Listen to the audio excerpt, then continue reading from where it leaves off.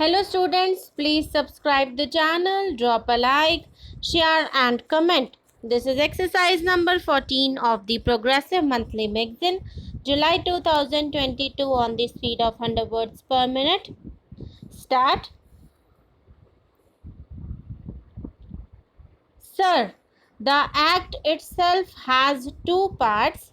One is concentration of economic power and the other is protection to the consumer. Let us now discuss about concentration of economic power. Firstly, the government got powers to exempt a whole list of industries or even undertakings from the purview of the Act.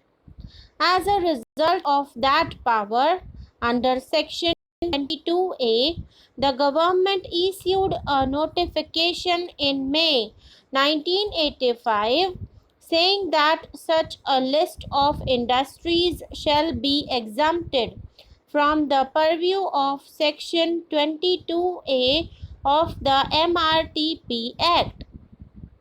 Now, what are those industries? Sir, these industries include everything from pig iron to cement, to drugs to fertilizers, to pumps to compressors, to machine tools, etc., coming under 27 broad heads. A host of industries have been exempted from the purview of this Act in May 1985, that is, after this government came to power. Again in December 1986, another notification has exempted a host of further industries from the purview of the MRTP Act. And what are those industries? Shipping, hotel, paper, vanaspati, industrial machinery, sponge iron, power equipment, etc., and with certain restrictions that they have to be put up in backward areas, even cycles, bulbs, pressure cookers, swing machines, tiles, all these have been already exempted from the purview of this Act even before the amendment, that is, before us now, is passed. By what strength of imagination these industries can be called industries of high national priority, only the government can explain. But what I am trying to tell the House is that as things stand today, this legislation also is nothing but a piece of paper. Frankly, it is an irritant in the sense that since the major industries are outside the purview, it is now one more hurdle in the hurdles race to put up an industry.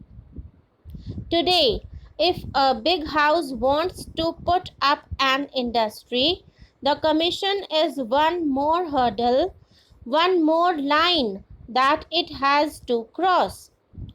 It has ceased to have a social purpose. It has ceased to have any control or any sort of restrictive objective. It is now one more octroi post which has to be cleared. With this background, it is very clear that the prevention of concentration of economic power has ceased to be one of the objectives of this government.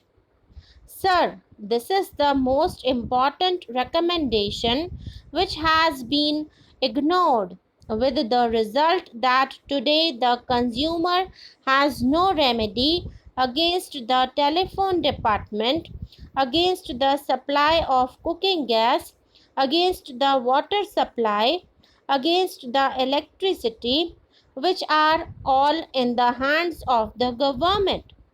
Now, the Sachar committee, in its wisdom, said that if we must have an act to protect the consumer, And if the act is aimed at stopping the malpractices of big companies for the purpose of protecting the consumer, there is no justification for excluding government companies which are responsible for major supply of day-to-day necessities. What I would like to know from the Honorable Minister is, having come forward with this bill, why have the government not thought of revamping the entire act? If they feel that between 1969 and 1982, 10 years have passed and there is a sea change in the corporate sector, the very concept of concentration of economic power under their cabinet decision or under their policy they want to change, by all means do it. Come forward and repeal this act. But protection to consumers, thankfully, they are not against that. Please make it more genuine. Now, here is a case where the act has two parts.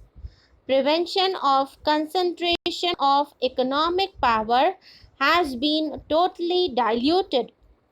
Today's amendment says that industries based on local technology shall be exempted.